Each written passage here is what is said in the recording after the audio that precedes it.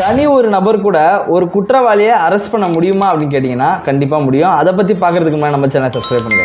சிஆர்பிசிக்கு ரீப்ளேஸாக வந்த பிஎன்எஸ்எஸ் அதாவது பாரதிய நகரிக் சுரக்ஷா சன்னிதால செக்ஷன் 40ல் இதை பற்றி சொல்லியிருக்கு. என்ன சொல்லியிருக்கு அப்படின்னு பார்த்தோம்னா, தனி ஒரு நபர் கூட ஒரு குற்றவாளியை கைது செய்யலாம் அப்படின்னு சொல்லியிருக்கு. எந்தெந்த குற்றவாளியெல்லாம் கைது செய்யலாம்னு பார்த்தோம்னா, நான் பெயிலபிள் அஃபென்ஸ் செய்கிறவங்களையும் காக்னைசபிள் அஃபென்ஸ் செய்கிறவங்களையும் நம்ம தனிநபர் கூட கைது செய்யலாம் அப்படின்னு சொல்லியிருக்கு.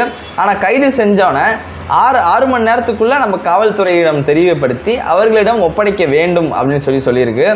இந்த நான் பெயிலபிள் அஃபென்ஸையும் காக்னைசபிள் அஃபென்ஸ்னால் என்ன அப்படின்னு தெரிஞ்சுக்கணும்னு நினச்சிங்கன்னா, அதே பிஎன்எஸ்எஸ்ல ஸ்கெடியூல் 1ல் எந்தெந்த குற்றம்லாம் காக்னைசபிள் அஃபென்ஸ், எந்தெந்த குற்றம்லாம் நான் பெயிலபிள் அஃபென்ஸ் அப்படின்னு சொல்லியிருக்கோம்.